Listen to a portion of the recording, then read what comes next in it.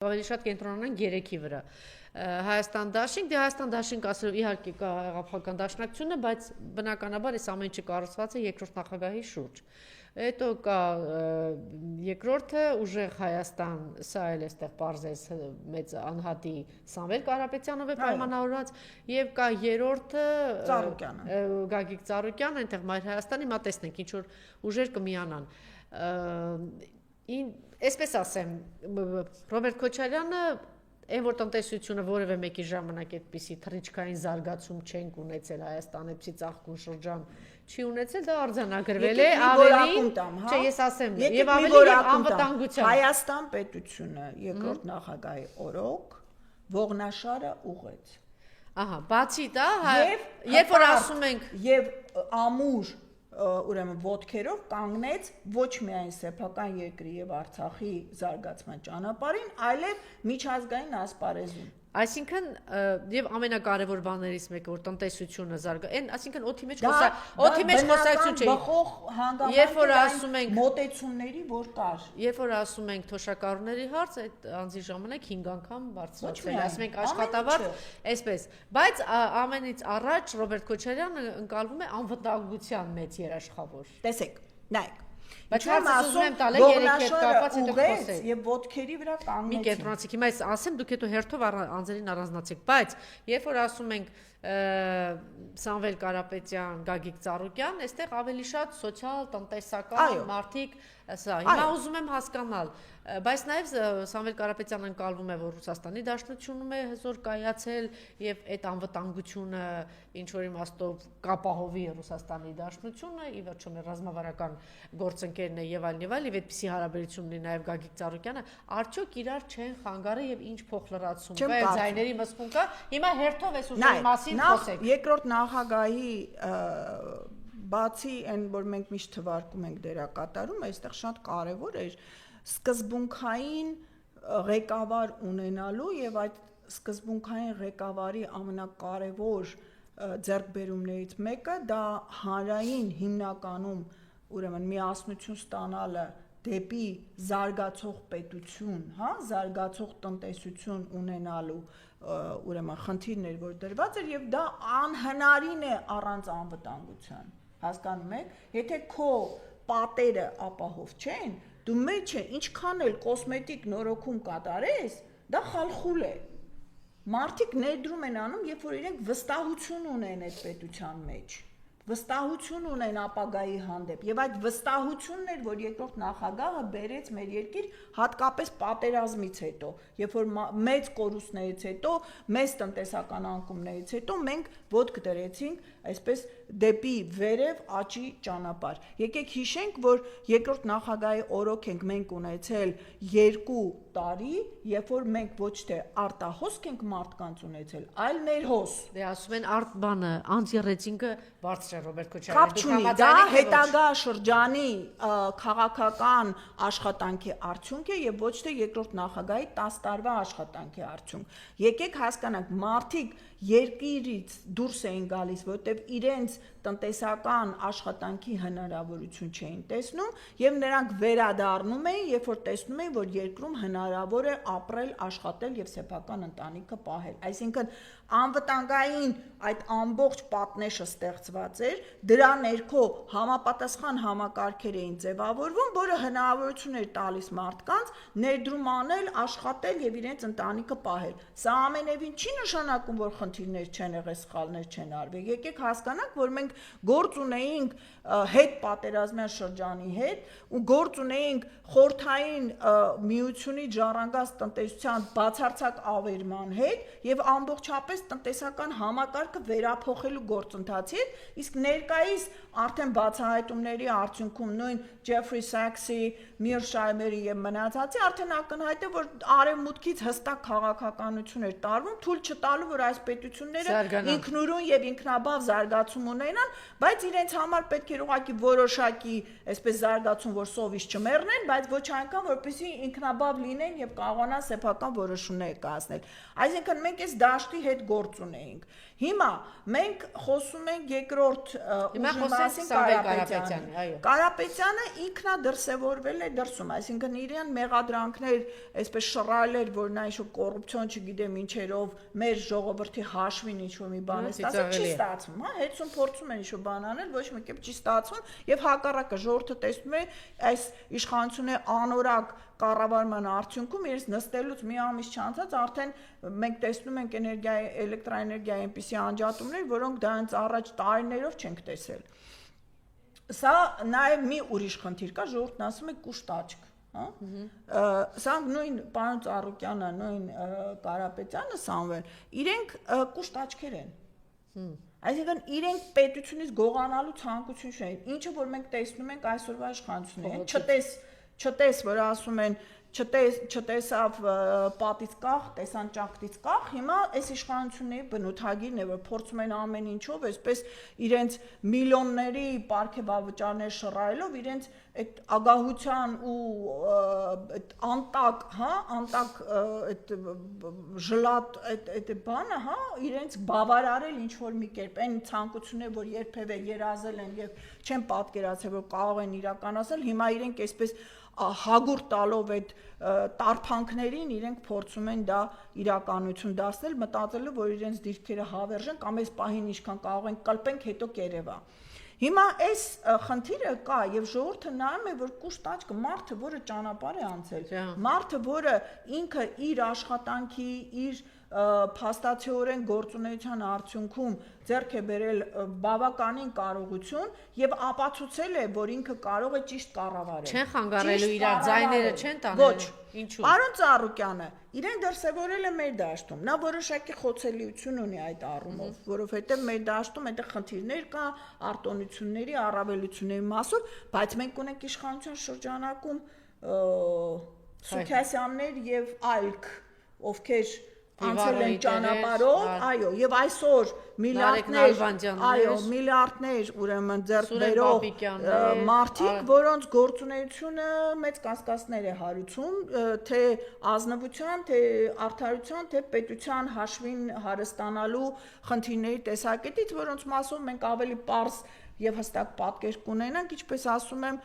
հերձումը ցույց կտա իշխանափոխությունից հետո։ Եվ այս պարագայում իրենք, ինչպես ասում են, իրենց մեջքի հետևում կանգնած այդ խնդիրներ ունեցող մարդկանց մի կողմ թողելով փորձում են արտածել այդ խնդիրները, մտածելով, որ ժողովուրդը կարճ հիշողություն ունի եւ փաստացիորեն կուլ է տալու այն ամենը։ Ինչու չեն խանգարելու իրար։ Հիմա դաշտը տարբեր է։ Երկրորդ նախագահի ընտրազանգվածը հստակ է։ Այսինքն այդտեղ հստակ սկզբունքային զանգված է, որը հատկապես անվտանգային հարցերում եւ հատկապես այն սկզբունքներից ելնելով, որ երկրորդ նախագահի հմտությունները կործանված վիճակից ոտքի կանգնեցնելու եւ այդ տարիների ընթացքում պետական կառավարման ղեկին լինելու եւ ամբողջ ներքին այդ գործընթացային մեխանիզմները ճանաչելու տեսակետից ստարտային առումով էականորեն տարբեր մակարդակի վրա է դնում պետությունը։ Առաջինը, որովհետև իրեն ճանաչում են դրսում եւ գիտեն որպես սկզբունքային ղեկավար եւ բացարձակ վստահություն է վայելում անգամ մեր թշնամիների մոտ եւ պատահական չի, որ մեր թշնամիները հենց նրան են թիրախավորում։ Եվ այս պարագայում, այսինքն արտաքին դաշտում մեր ներկայացրած խնդիրներն ու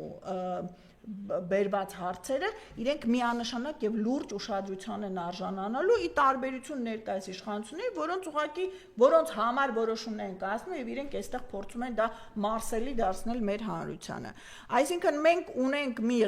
ղեկավարի հնարավոր տեխնացու, ով նաեւ Սփյուռքում բավականին մեծ հեղինակություն ունի եւ կարող է մեր Սփյուռքի պոտենցիալը շատ արագ համախմբել։ Էլ չեմ ասում այդ պարակտումը, որ այս իշխանությունները մեր Սփյուռքում բերել էին, այդ պարակտումը շատ արագ այլ ուրեմն հենքերի վրա դնել եւ իրենց համար միասնական գործունեության առանցք ստեղծել հօգուտ Հայաստանի թե ուժեղացման, թե տնտեսության, թե անվտանգության եւ արտաքին քաղաքական խնդիրների լուծման, այդ թվում Արցախի վերադարձի հարցին։ Հիմա պարոն Կարապետյանի ընտրազանգվածը որքանով ես նայում եմ, դա ավելի սոցիալական խնդիրներում շահագրգռված սոցիալական դաշտում իրենց խնդիրների լուծում ակնկալող զանգվածն է, որը սովորաբար դուրս է մնում այդ սկզբունքային դաշտից։ Մենք միշտ երբ որ քննարկում ենք մեր հանրային դաշտը, հիմա բացատրեմ, երբ որ մենք հանրային դաշտը քննարկում ենք, մենք ունենք որոշակի ընտրազանգված, որ այս իշխանությունների օգտին է, հա, դրան որոշակիորեն հարող էլի ինչ որ մի տոկոսանություն ունենք նրանց ամբողջովին հակադիր զանգված, որը այսօր դրսևորվում է հիմնականում երկրորդ նախագահի ընտրազանգվածի տեսքով եւ միջանկյալ մոտավորապես 60-ից 70% մի շերտ, որը հիմնականում դժգոհ է այս իշխանություններից, չի ուզում երկրորդին, որտեղ իրենց մեջ այդ կարծրատիպային մոտեցումը կա, ինչպես ասացիք, հակառեյտինգի խնդիրը կա, եւ նույն այդ նախկինների թեզերի ներքո են մնացել, հա, նախկիններ, բայց իրենք ուզում են փոփոխություն, իրենք դեմ են այս իշխանության եւ իրենց պետք է այլընտրանքային եւ շատ հաճախ մենք իրենցից լսում ենք դե մի երիտասարդ խելքը գլխին մեկը չկա, հա, որ գա փոխարինի, լավ է ժողովրդի մեջ չկա, այդ ընտրազանգվածի մի շերտը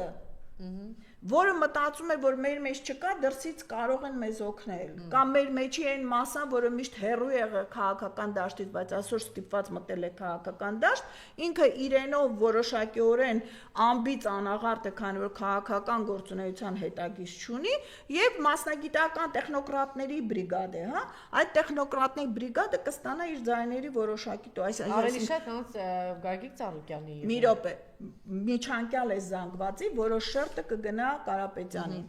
Մի շերտը, որը թե Ծառուկյանի հետ անմիջականորեն առնչություն է ունեցել, թե իր կողմից ստեղծված ուրեմն ձեռնարկությունների ստեղծած աշխատատերերի արդյունքում է, այս շերտը գումարած նրան հարող այս հիմա որ տեսնենք նույն Մայր Հայաստանի աշխատանքով գոհ զանգվածը, նույն զանգվածը որ ասում է, չէ, իմը թող լինի, իմ Հայաստանում աճած ղեկավարը թող լինի, այդ մի զանգվածն էլ կգնա դեպի պարոն Ծառուկյանի ուրեմն դաշտը։ Մի զանգված էլ կա, որ Թաթոյանենք են վերցնելու, վստահաբար, որքան կլինի այդ տոկոսային հարաբերությունը։ Ես այսօր դժվարանում եմ ասել, որովհետև կախված կլինի, թե վերջնական պատկերում ով է մնում տակը, որ իրենց ձայն տա։ Կամ ինչու իրենց, որովհետև մենք խոսում ենք մոտավորապես 70%, 60-ից 70%-անոց էս բան մարգինալ շերտի, հա, միջանցքային շերտի մասին, եթե այդ միջանցքային շերտի ենթադրենք մի 20%-ը գնում է պարոն Կարապետյանին, մի 12-15%-ը գնում է պարոն Ծառուկյանին, մենք ունենում ենք լավ 35%-ը դուրս եկա 60-ից, այն 30-ի մեջից մի 15%-ը ոչ մի կերպ չի գնալու ընտրությունների, եթե ոչ մի քիչ ավել, այն մնացած շերտը բաժանվելու է բոլոր մնացած խաղացողների մեջ, որոնք հայտ են ներկայացնելու եւ այստեղ մի մոռացեք մենք ունենք երրորդ նախագահի թիմը, երրորդ նախագահի ընտրազանգված ունենք, որոնք կարող են տվյալ դեպքում ընտրություն կատարել կամ պարոն Թաթոյանի, կամ պարոն Կարապետյանի, կամ պարոն Ծառուկյանի օգտին քվեարկելու, կամ առանձին ինչ-որ մանր կուսակցություններ, որոնք կներկայացվեն։ Մենք դեռ չենք լսել երրորդ նախագահի թիմը մասնակցելու է թե ոչ եւ ինչ ձևաչափով։ Շատ լավ։ Այսինքն մենք ունենք որոշակի հետաքրքիր ունենալու ենք հետաքրքիր պատկեր, մենք հասկանանք, որ կա, այսպես կոչում ենք քարացած զանգված, հա, քարացած ընտրազանգված թե պարոն Քոչարյանի եւ թե իշխող կուսակցության օգտին, մնացած շերտը ինչքանով կտանեն, մնացած շերտը բաշխում է, բայց բոլորի մոտ ընդդիմության շատ կարևոր է մի քանի բան շեշտեմ, որ արդեն ձևավորված հստակ ընկալում կա, որ պետք է լինի միասնական նպատակ իշխանությունների հեռացում։ Երկրորդը, որ միանշանակ լինելու է կոալիցիոն կառավարություն։ Սա եւս շատ կարևոր է, այսինքն հավակնություններ ունենալ ձայների մեծամասնություն ստանալու ոչ ռեալիստական է։ Եվ մնացածը արդեն աշխատանքի բաժանման եւ ճիշտ քարոզչական աշխատանքի։ Փաստորեն, տեսեք, նաեւ տեսեք, իրենք վախեցել են այն փորձից, որ տեղի ունեցավ վաղաշաբաթում չկայացավ, բայց ամենայն դեպս Վանաձորում հաղթեցին, իսկ Գյումրիում հենց այդ ձևով, հա, կարողացավ հաջողել եւ ասում են եթե այնտեղ իշխանությանը հաջողեց, իշխանությունը գնաց նրան, որ ձերբակալեց, որովհետև պարտված էր ուժ ոչինչ չուներ անելու Վարդան Ղուկասյանին ձերբակալեց, իմիջիալոց ես երեք գնացել էի դատին, դա մի չգիտեմ ինչ ֆարս է, էլի ինչա տեղ ուներ, այդ դատավարությունը դա չգիտեմ որ ինչ ժանրից է այդ խայտարակությունը։ Նայում ես օրենքը մի կողմ իրենց գործողությունների նույն որտեղից են այդ դատավորներին գտել, ներողությունից եկեղեցու հետ կապված դատավարությունները, որ ես չգիտեմ, հիմա դրա մասին էլ ենք խոսելու։ Ոչ մի օրենքի, ոչ մի տարի սահմանադրության, ոչ մի դրույթի հարցը հնչեցնեմ Տիկին Աղաջանյան, արձագանքեցիք մոռացել։ Հիմա հույս ունի ընդդիմությունը, որ այսինքն վախ ունի իշխանությունը եւ հույս ունի ընդդիմությունը, այն ինչ որ տեղի ունեցավ Գյումրիում, համապետական ընտրություններում կայանա, թեպետ թերահավատ մարդիկ էլ կան, լուրջ փորձագետներ, որ ասում են շատ բարդ բան է, այնտեղ ուրիշ համակարգ է գործում, համապետականում ուրիշ համակարգ է։ Ոչ մեկ չի ասում, որ հեշտ է լինելու։ Միանշանակ դժվար է լինելու եւ շատ մեծ աշխատանք է պահանջվում ընդդիմությունից, որպեսզի հստակ արդյունքներ արձանագրվեն։ Եթե հա ձեռքերը ծալած նստեն ուղակի այսպես հայտարարություն, չեմ կարծում ծալած նստելու են, լուրջ աշխատեն, բայց այսինքն այն, որ արևմուտքը, այն, որ թուրք-ադրբեջանական տանդեմը, որոնք այս ծրագրի եւ այս իշխանությունների թիկունքում կանգնած են, ամեն ինչ անելու են, որպեսզի ընդդիմության ցանկությունը իրականություն չդառնա, դա միանշանակ է, բայց այստեղ կա ժողովրդի կամք, այստեղ կա ժողովրդի ցանկություն, եւ այստեղը որ մենք պետք է հասկանանք եւ մեր ժողովրդին բացատրենք, որ իրենք կարող են շատ բան ծրագրել, բայց եթե ժողովուրդը իր խոսքը ասի, եւ այստեղ շատ կարեւոր է, որ մասնակցությունը բարձր լինի, որովհետեւ այդ դեպքում նրանց բոլորի բերաններն են փակում եւ նրանց ձեռքի միջամտելու գործիքներն են վերանում։ Դա շատ էական է, որովհետեւ եթե փոքր լինի տոկոսները խնդիր ենք ունենալու եւ փորձելու են իբրև թե խախտումներ եւ այլն անվանտակ, այդ նույն ձեր ձերբակալությունը անվանտակ պատկերի փոփոխություն արձանագրել, ինչը մենք տեսանք Էջմիածնում, չէ՞, Էջմիածնում նման գործողությունների գնացին։ Եվ այս պարագայում շատ կարևոր է, որ ժողովուրդը դուրս գա եւ քվեարկի։ Ժողովրդի ձայնից ուժեղ եւ որոշիչ գործոն աշխարհում գոյություն չունի։ Չգիտեմ, փոխհրաձգություն կարելի